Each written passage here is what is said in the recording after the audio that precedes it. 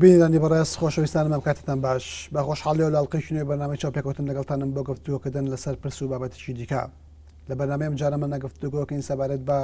ناسیۆنالیزمی کوردی و شوناسی بزوتنەوەی ناسیۆنالیزمی کوردی لەسەر دەمەی کۆن و ڕابردوودا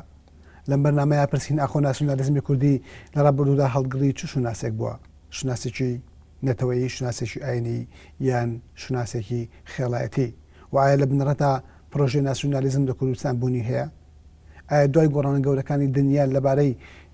پێشکەوتنی پەیوەندەکان و لەبارەی شۆڕشی ئازادی خوازەکانی گەلانەوە پێویستە ئەو بزوتنەوەی کە خۆی بە بزوتنەوەی ناسیۆنالیزمی کوردی ناساندووە هەڵگری چ ناسنامەیەک بێت و تاکەکانی ئینتیما بۆ چ ناسنامەیەک بکەن بۆ گفتوگۆکردن لەسەر ئەم بابەتە میوانداری بەڕێز عتاقە داخی نووسەرمان کردووە بەڕێز عتا بەخراتن زۆر سوپاس ئەمەوێ سەرەتا لێت بپرسم کە گفتوگۆیەکی گەورە سەبارەت بە جوڵانەوەی کوردیەکان لە ماوەی کۆن و ڕابردووە لە ئارادا هەیە گوتاری ڕسمی ئەم بچوتنەوانە بە شێوەیەکی بەرچاو گوتارێکی ناسیۆنالیستی بووە واتە وەکو بزوتنەوەیکی ناسیۆنال خۆیان ناساندووە کە نەرایەتی مەسەلەی نەتەوەیی کەن لە کوردستانی عێراقا و تێز و خوێندنەوەی دیکە هەیە بۆ ئەم ئاراستەی ئەوەیە کە ئەم بزوتنەوانە بە شێوەیەکی گشتی بزوتنەوەیکی خێڵایەتی بوون و جەوهەر و ڕۆحی خێڵایەتی میکانیزمی کارکردنی ئەم بزوتنەوانە بووە تەنها لەسەر ئاستی گوتارە ناسیۆنالیستی بوون بەڵام لە جەوهەرە ناسیۆنال نەبوون و تەنانەت تێزێکی دیکەشەیە باس لە ئاینی بوونی ئەم بزوتنەوە ناکارایی گوتاری ئاینیەکە بەسەریانەوە من ئەمەوێت لێت بپرسم ناسنامەی بسوتنەوەی کوردی چ ناسنامەیەک بووە؟ بەڵێ سەرەتا سوپاس دەکەم بێگومان کاگومێتە گەربگەڕێنەوە بۆ ئەو مێژووی کە بزوتنەوەکانی کوردی تیا دروست بووە ڕەنگە دیارترین بزوتنەوەیە کە بزوتنەوەی بە دەرخانەکانە لە ناوەڕاستی سەدەی 19 کە سەری هەڵداوە هەر ئەو مێژوەیە کە دوای میرنشینی کورد تقریبەن میرنشینەکان کە شکستیان خواردەوە هەرسیان هێناوە بزوتنەوەکان لێوە دەست پێکەن بەڵام پێشەوەی کە باسی شوناسی ئەم بزوتنەوانی ئێمە بکەین بەڕاستیەکەی دەبێ بزانین چ بزوتنەوەیەک دەبێت بە بزوتنەوەیەکی ناسیۆنالیزم بووە کام بزوتنەوە دەبێت بە هەڵگری شوناسی ناسیۆنالیزم لە ڕاستیە ئەوەی کە دەیزانین و ئەوەی کە ئاشکرایە ناسیۆنالیزم بەرهەمی مۆدرنێتەیە و ناسیۆنالیزم لە سادەترین پێناسەیە بە تایبەتی بۆ مێژووی ڕۆژئاوا کە ناسیۆنالیزم سەرەتا و سەرهەڵدانەکەی لەگەڵ ئەوەی کە وەکو بەرهەمی مۆدرنێتە لە ئەوروپا سەری هەڵداوە خاڵی دیار لە پرۆژەی ناسیۆنالیزمە دروستکردنی دەوڵەتی نەتەوەییە کەواتە بم پێوانەیە ئەگەر بگەڕێنەوە بۆ قسەکردن لەسەر بزوتنەوەکانی کورد ئەو بزوتنەوانەی کە هەندێک بەڕاپەڕین و هەندێک بە بزوتنەوەی ناسیۆنالیست هەندێک بە بزوتنەوەی ئاینی نەتەوەیی هەندێک بە بزوتنەوەی خێڵایەتی نەتەوەیی ناویان دەبن لەو ڕوانگەیەوە سێری بکەین یەکەم دەتوانین بڵین سەربارەوەی کە کوردستان وڵاتێکی داگیرکرا و دابەشکراو بووەوە زەبر و زەنگ و تونند و تیژی داگیرکەرەکانی کوردستان ڕۆڵی بینیوە لەوەدا کە لە هەر ناوچەیەک لە ناوچەکانی کوردستان لە هەر ڕوبەرێک لە ڕوبەرەکانی کوردستان لە هەر هەرێمێک لە هەرێمەکانی کوردستان ناوبەناو شێخێک سەیدێک ئاغایەک بەگێک خەڵکێکی کۆ کردوێتەوە و ڕاپەڕینێ و بزوتنەوەیەکی پێکێناوە و بە دژی دەسەڵاتی ئەو دەوڵەتی کە فەرمانڕەوا بۆ بەسەر ئەو ناوچەدا چ دەوڵەتی فارسی بوو بێت چه عوسمانیەکان بوون لە دوای ئەوەش چ داگیرکەرە نوێیەکانی کوردستان بوون ئەم بزوتنەوانە دروست بوون بەڵام ئەگەر لە ڕوانگەی مۆدرنێتەوە سیر بکەین هەمومان دەزانین کوردستان لە بارودۆخێکی دواکەوتوی ئابووری و کۆمەڵایەتی و دەتوانم بڵێم سادەترین بنەماکانی مۆدرنێتەش بە چەمکی نوێ و بە چەمکی مارکسیزم و چەمکی کلاسیک یا چەمکی تەقلیدیش کە ئەوسا پێی وابوو لە ڕوانگەی مارکسێتەوە بۆچوونەکان وابوون کە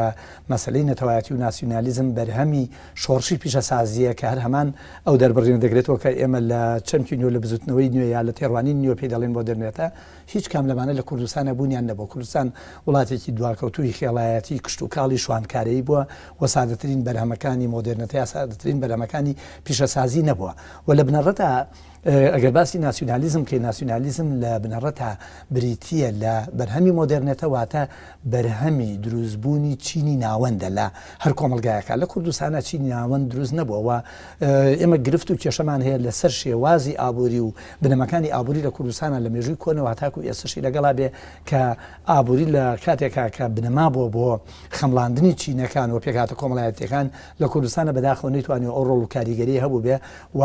کوردستان هەتاکو و ناوەڕاستی سەدەی 20 هەمومان دەزانین کۆمەلگایەکە زیاتر بە کۆمەلگای خێڵایەتی و کۆمەلگای شوانکارە و کۆمەلگای گەرمیان و کوێستان بەناوبانگە لەبەرەوە ئەگەر لەو ڕوانگەیەوە سەیری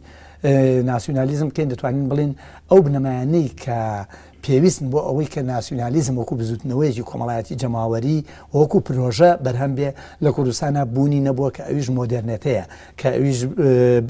دروستبوونی بنەماکانی پیشەسازیە هەر بۆیە دەتوانین بڵین ئەو بزوتنەوانی کە لە کوردستانە دروست بوون ڕەنگە بەهۆی کاریگەری ئەوەی یەکەمین لەو ڕوانگەیەوە هەر ئەگەر چۆن شاعرێکی وەکو ئەحمەدی خانی لە قۆناغێکا کە ئێشتا کە ناسیۆنالیزم لە ئەوروپاش وەکو بزوتنەوەی کۆمەڵایەتی تەواوەتی دروست نەبوو سەری هەڵنەداوە ئەو هەندێ ئیحاو ئاماژەی مەسائلی نەتەوایەتی هەبووە ئەوەش کە زیاتر پەیوەندی بە غەریزە و بە ئەو زەمینەوە هەیە کە مرۆڤ ئیتیاژی و بەدوای ئەوەش من پێم وایە ئەو بزوتنەوە ڕاپەڕینانی کە لە کوردستانە دروست بوون هەر لە بزوتنەوەی بەدرخانیەکان بۆ داوا هەتاکو و قۆناغەکانی دواتر و ئەگەر زۆر ئەوەش نەکەن ئەتوانین هەتا ئێستاشی لەگەڵا بێ دەتوانین بڵین لە ژێر فشار و زەخت و زەبر و زەنجی داگیرکەرانی کوردستانە ئەم بزوتنەوانە دروست بوون جۆرێک لە هەستێکی سادەیی نەتەوەیی هەبووە بەڵام نەشوناسی ناسیۆنالیزمیان هەبووە بە تەواوەتی ئەم بزوتنەوانە نە هەڵگری پرۆژەی نەتەوەیی بوون یا پرۆژەی ناسیۆنالیزم ئەمە ڕات بگرم مەمەساعات جگە لەوەی کە ئەمە لەوە تێ دەکەین کە ناسیۆنالیزم بە شێوەیەکی گشتی بەرهەمی مۆدرنە و بەرنەمی ئەو گەشەکردنەیە کە لە دنیای سیستمی سەرمایه‌داری و دروستبوونی چین و ناوەت ئەمە بۆ دۆخی کۆمەلگا ئەوروپایی ڕاستە بەڵام دەرکەوتنی ناسیۆنالیزم وەکو گوتارێک کە مۆدێلی سیاسی خۆرئاوایی ڕێکەخا کاریگەری گەورەی لەسەر دنیای ناخۆر ئاوایی هەبووە لەژێر کاریگەری ئەم گوتارە ناسیۆنالیزمی عەرەبی لەدایکە بێ لای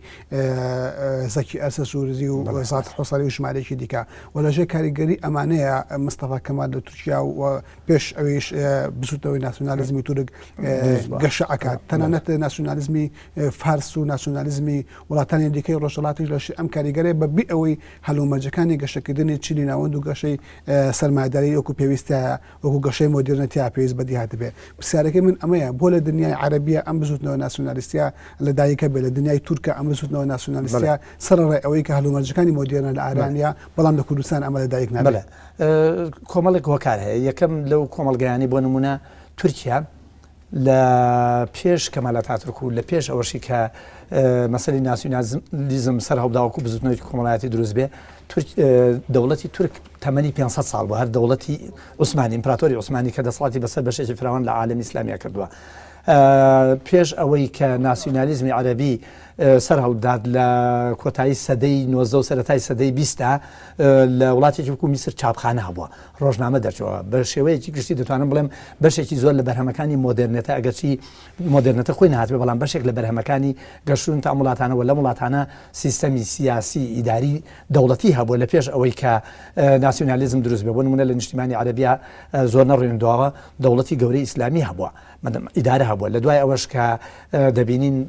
کۆمەڵێک دەوڵەت مەسەلەن میسر دەوڵەتی تیا بۆ بەشێکی کە لە وڵاتانی کە دەوڵەتیان تیا بەڕاستە لەژێر سای دەوڵەتی عوسمانیا بۆ بەڵام هەر لە سەردەمی محەممەد عەلیەوە لە میسر تۆ بینی بزوتنەوەیەکی تەنویری و بزوتنەوەیەکی ڕۆشنبیری سەر هەڵەدا کە پەیوەندێکی زۆریان بە تەنویری ئەوروپیەوە هەیە و لەوێشەوە بەشێک لە بەرهەمەکانی مۆدرنێتە چ لە بەرهەمی مادیەکە بێ و چ لە بەرهەمی معنەوی و فکری بێ دەکاتە وڵاتێکی وەکو میسر دەکاتە لە ڕێگەی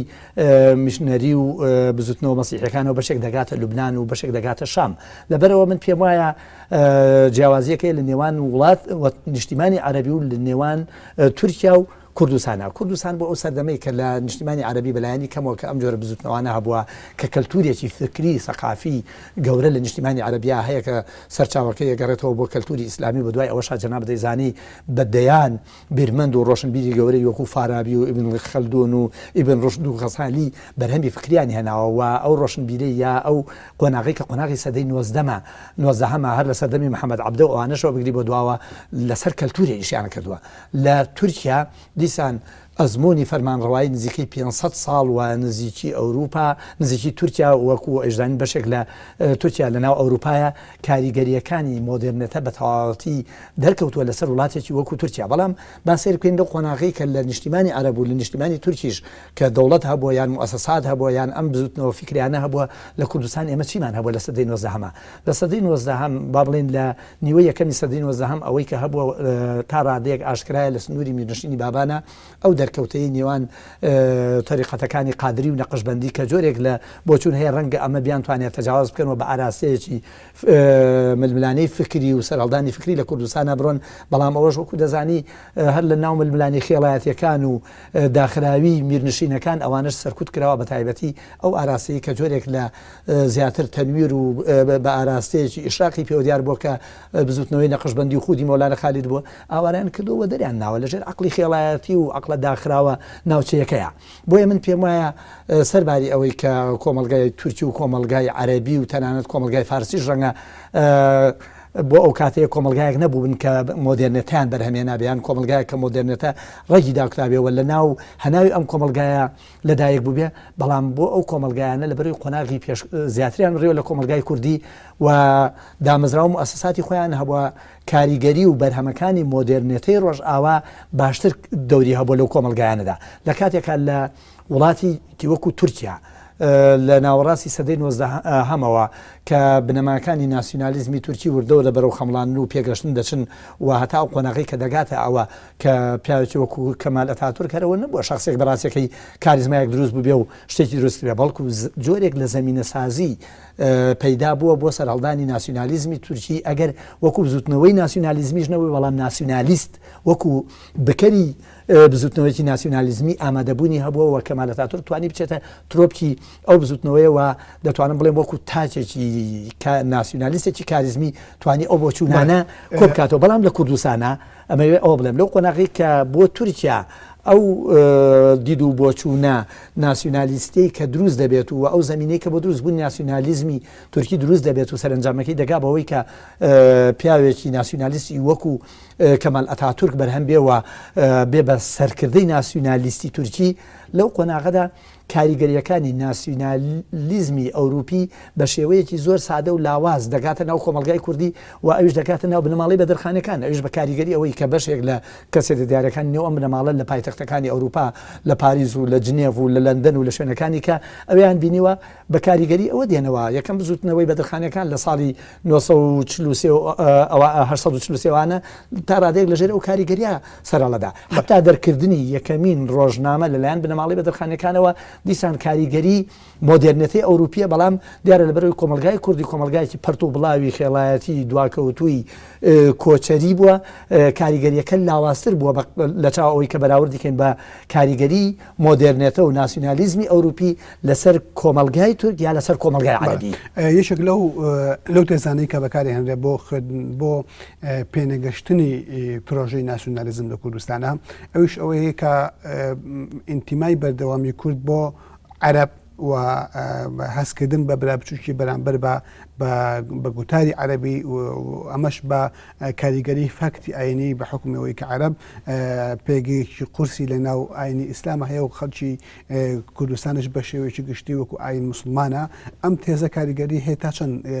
کاریگەری هەیە لەسەر پێنەگەشتنی پرۆژەی و دروستکردنی ڕۆحی پاشکۆیەتی لە ئینسانی کورد. بڵێ بێگومان ئێمە لەو ڕوانگەوە سێر بکەین کاتێکە ئیسلام گەشتوەتە کوردستان لە شێوەی فەتحکە گەشتوەتە کوردستان ومان دەزانین کۆمەلگای کوردی لە کورتترین ماوەدا ئینتیمایەکی تەواوی بۆ ئاینی ئیسلام کردووە لە ناو ئاینی ئیسلامە من زۆر خەریک بووم بۆەوە بەڕاستیەکەی کە پێم وایە کورد بە تەواوەتی بە تایبەتی ئەو بەشەی کە بووە بە سونە لە ناو ئاینی ئیسلامە تواوەت خۆ دەزانی لە من باشتر کە بە سێری ئەو حاڵەتە بکەین سێری ئێران کە لە تەنیشت ئێمە فارسەکان کە دەبن بە شیعەوە کورد دەبێ بە سونە فارسەکان دەوڵەتیان هەبووە دەوڵەتەکە تێک دەشتێەوە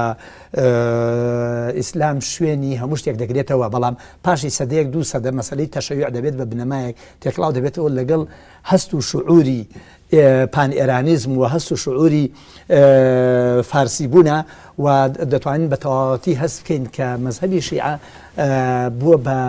بنەمایەک بووە بە هۆکارێک بۆ یارمەتیدانی بیناکردنەوەی ئەو کەسێتەی فارسی کە لە پرۆسەی فەتحاوەکو کورد تێکشکێنرا تۆ سێرم حاڵەتە بکەوە هەر لە پاش ماوەیەک دەبینی فارس دەکەنەوەی دەوڵەتی خۆیان دروست دەکەنەوە کەسێتی خۆیان دروست دەکەنەوە کورد کە بەرفەتحی ئیسلامی کورد و لە مەزهەبەکانە زیاتر بوو بە پەیڕەوکەری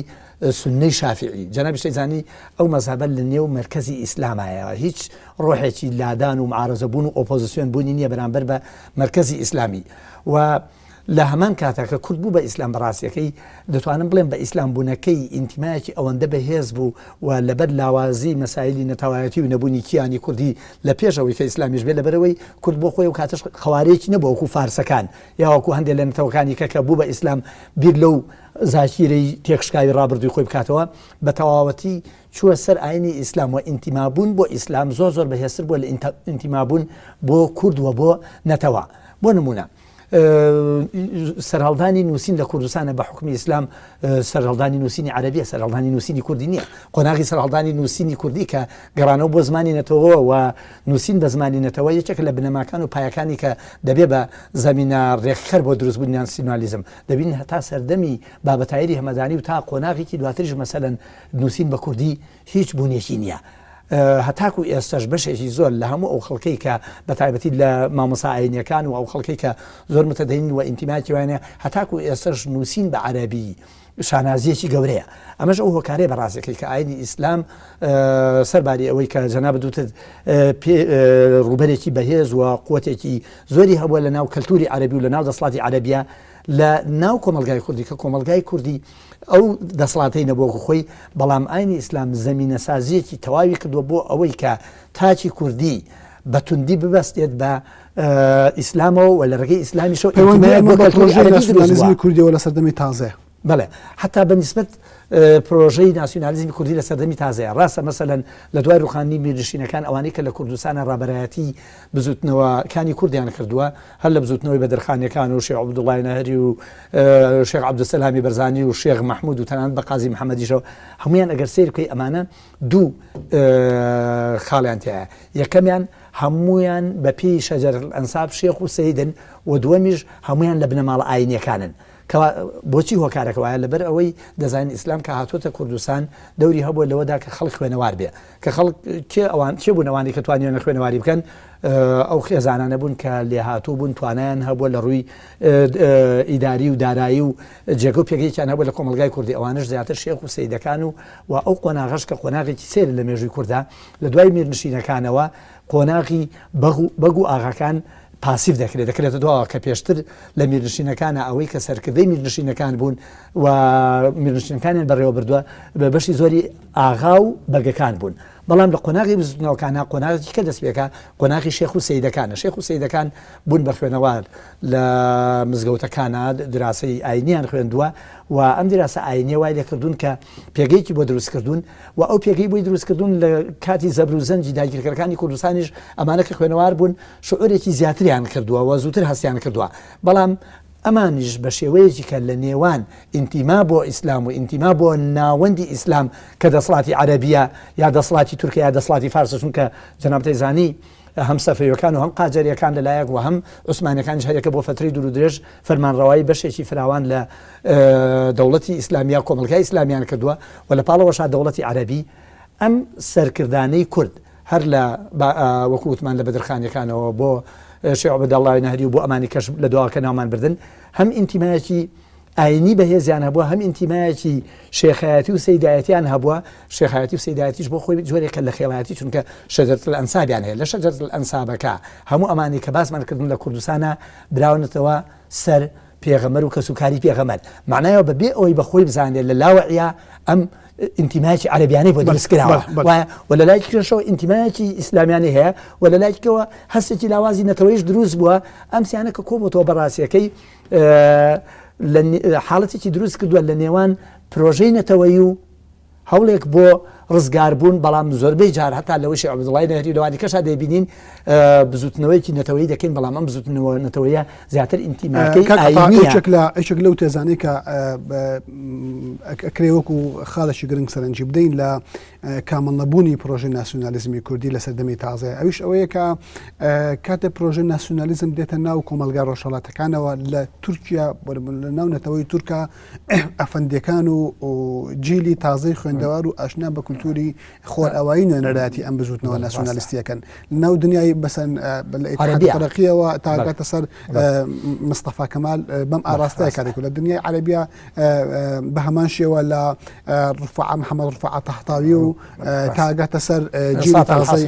ساتە حوسری و تاگاتە سەر مشیل ئەفلەقیش ینی جیلی ئەفەندی و خوێندەوار و منتەمین بە ڕۆشنبیری ڕۆژئاوا منتەمین بە ڕۆشنبیری ڕۆژئاوا لە دنیای فارسیشە بە هەمان شێوە لە پرۆژەی مەشروطەوە دەست پێکا بەڵام لە کوردستانە ئەبینین ئەوەی کە نوێنەراتی ئەم بزوتنەوە ڕیفۆرم و ئەم بزوتنەوە نەتەوایەتێکە دیسانەوە پیاوی ئاینی و سەر خێڵەکانە ڕاستە ئەمە دیسانێکە بەڕاستیەکەی تۆ سەریەوە کە من ئەوەی کە باسم کرد ئەو ئینتیما بەهێزەی کە لەبەرەوەی خوێنەوارەکان زیاتر چێ بوون شێخ و سەیدەکان بوون ئینتیمایەکیان هەیە کە بۆیان دروست بە لە ڕێی شەجەر ئەنسابەکانیانەوە درەختی بنەماڵە بە عەرەبەوە لە ڕووی پەیوەستبوونیەکی تەواویان بە ئاینی ئیسلامەوە و دیسان نەتوانینی بەکارهێنان و وەکارخستنی بنەمەکانی ئاینی ئیسلام لە پێناوی مەسایل لە نەتەوەیەکانە هەروەکو چۆن فارسەکان توانیان تەشەیع لە پێناوی کەسێتی فارسی دروستکردنەوەی فارسە بەکاربێن کورد نەیتوانی ئەوە بکە لەلایەکی کەشەوە لە پاڵ ئەم پیاوە ئاینی و شێخ و سەیدانەدا خەڵکی کە هەبووە بۆ نمونە ئێمە سێری ئەو قۆناغە بکەین بە تایبەتی لە ساڵی 1982 بە دواوە کە بەشێکی زۆر لە کوڕی ئەو ئایلە ئەرستۆکرات و خانەدانەکان لە کوردستانە توانیانە بچنە ئەسانیان ئەستەمبوڵ و تێکەڵاو بە دەوڵەتی تورکی بن و لەوێ خوێندنیان کردووە لە جۆری بۆ نمونە ڕەفیق حلمی مەسەلەن لە جۆری مستەفا پاشای یامڵکی لە جۆری شەریف پاشای خەندان و ئەمانە خەڵکی منەوەر بوون و خەڵکیش بوون تا ڕادەیە کەوتون ژێر کاریگەری ڕۆشنبیری ڕۆژئاواوە بە ئاشکراش ئەمانە پیانەوە دیارە کە هەستێکی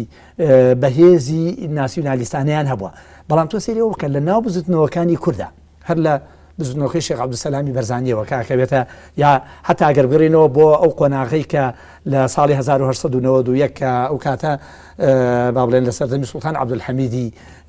دووهەمە کە سوارەی حەمیدی دروست دەکەن سوارەی حەمیدی بۆ نمونە بەداخەوە پیاوێکی وەکو ڕۆبەرت ئۆڵسن بە قۆناغی دووەمی ناسیۆنالیستی کوردی ناواباد لە دوای بزوتنەوەکەی شێخ عەبدوڵڵای ناری بەڵام لە بنەڕەتە بەڕاستیەکەی ئەوە یەکەمین قۆناغی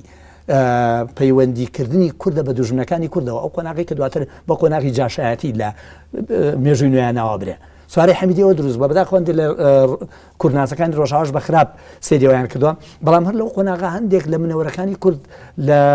ناو تورکیا بوون و هەندێک لەوانە دوای ئەوەی کە ئیتیحاد و تەرەقی دروست دەبێ ئینتیما دەکەن بە ئیتیحاد و تەرەقی بەو ئومێدەی کە قۆناغی دەوڵەتی عوسمانی تەواو بێ لە پاڵ ناسیۆنالیزمی کوردیا ئەمانش بتوانن شوناسێک بە ناسیۆنالیزمی کوردی پەیدا بکەن بەڵام کاتێک کە بزوتنەوەکانی کورد چ لە باشووری کوردستان و لە شوێنەکانی کەش مەسەلەن کە سەر ئەڵەدەن ئەمانە ڕۆڵ و کاریگەریی و تویان نابێت بۆ نمونە لە سەردەمی شێخ مەحموودی نەمرا سەیرۆ بکە مەسەلەن منەوەرێکی وەکو ڕەفیق حلمی بەردەوام پراوێز خراوە منەوەرێکی وەکو مستەفا پاشای یامڵکی مەسەلەن نایێنێڵەوە بێتە پێشەوە یعنی لێرەوەش بۆمان دەرەکەوێ دیسان لەو قۆناغەشە جۆرێک لە ملمەلانێ هەبووە شێخ و سەیدەکان بە حکمی ئینتیما ئاینیەکەیان و بە حکمی ئینتیما سەید و شێخایەتیەکەیان جۆرێک لە بۆچوونێکی داخراویان هەبووە من پێم وایە زۆر نەگونجاون لەگەڵ ئەوەی کە وەکۆی لە تورکیا مەسەلەن ئینتیما و وابەستەبوون و شوێن و پێگەی ئەوانەی کە لە ترۆپی بزوتنەوە ناسیۆنالیستیەکە بوون ئەوانە بوون کە ئینتیمایان بۆ ڕۆشنبیری ڕۆژئاوا و بۆ سەقافەتی ڕۆژئاوا هەبوو لەلایەن عەرەبەکان هەروەها بە پێچەوانەوە لە ناو کۆمەلگای کوردیا ئەوەی کە دەور و کاریگەریان هەبووە شێخ و سەیدەکان بوون و شێخ و سەیدەکانیش دەتوانم بڵێم بە چاوێکی باش سەیری ئەو تاکە منەوەرانەی لە جۆری ڕەفیق حلمی و مستەفا پاشای یامڵکی و شەریف پاشای خەندان و عەبدوڕەزاق و هەموو ئەوانەی کە ئینتیمایەکی تەواویان هەبوو بۆ ڕۆشنبیری ڕۆژئاوا بەداخەوە دەبینین لە کۆمەلگای کوردیەوە لە بزوتنەوەکانی سەرەتای سەدەی 19 هەموو هەتاکو شەڕی یەکەمی جیهانیش ئەمانە شوێن و پێگەیەکی ئەوتویان پێ نەدراوە معنایەوە کۆمەلگای کوردی دەبێ بەڕاستیەکەی لەو ڕوانگەوە سێری بکەین کە جیاوازی هەیە لە کۆمەلگای تورکی و لە کۆمەلگای عەرەبی من پێم وایە شێوازی پەرەسەندنەکە لە کۆمەلگای کوردی شێوازێکی ناسروشتیە چونکە شێوازێکی سروشتی بێ بەڕاستیەکەی تۆ دەزانی ئەو قۆناغا مادەم کورد میلەتێکی وە نەتەوەیەکی داگیرکراوە و دابشکراوە قۆناغی ئەوەیە کە بزوتنەوەیەکی نەتەوەیی سەر هەڵدات بە بزوتنەوەی نەتەوەیی سەر هەڵدات بەڕاستیەکەی دەبێ ئەم بزوتنەوە شوناسێکی نەتەوەیی هەبێ و ئەم بزوتنەوەیە لە ڕاستیدا دەبێت کاریگەر بێ بە بۆچوون و دید و تێڕوانینەکانی ناسیۆنالیزمی ڕۆژاوا و بزوتنەوەیکی کۆمەڵایەتی و بە پرۆژەی نەتەوەیی لە ڕۆژ ئاوا و ئەو کەسانەی کە لە کوردستانە تا ڕادەیەک کەم تا زۆر ئاگایان لە پرۆژەی ناسیۆنالیزم لە ڕۆژ ئاوا و لە بەرهەمەکانی مۆدێرنت هەیە کەسەکانی وەکو شەریف پاشای خەندان و ڕەفیق حیلمی و مستەفا پاشای ئەمولتی ئەوانن بەڵام دەبینی سەرکردە کوردەکان لە شێخ و سەیدەکان نەخۆشییان لە چاری ئەوانە هاتووە حەزیان کردو ئەوانە ئامادەبوونەوە پیان وا بۆ ئەمانە بەڕاستی شوێن کەوتوی ڕۆشنبیری ڕۆژ ئاوان و ئەمانە شتێک بۆ کورد بەرهەم نایەنێ ئەمەش دیسانەمان گەڕێنێتەوە بۆ زۆرێک لە ململانێ لە نێوان ئەو ئینتیما زۆر بەهێزەی بۆ مەسایلی دین و ئەو ئینتیمایی کە تازە خەریکە سەر هەڵەدا بۆ مەسایلی ئەلمانێت و ڕۆژاوا. زۆر باش ئەمەوێت قسە لەسەر ناسنامەی بزوتنەوەی کوردایەتی بخێنە سەر دەمێنویە بەڵام دوای ئەم ناوبڕا قسەی لەسەرەکەی بینەرانی بەڕێز پرۆگرامەکەمان بەردەمە بەڵام دوای ئەم ناوبڕا بینەری پرۆگرامەکەمان بن لەگەڵ بەڕێز مامۆستا عاتەق ڕێداخی نووسەر بینەرمان بن.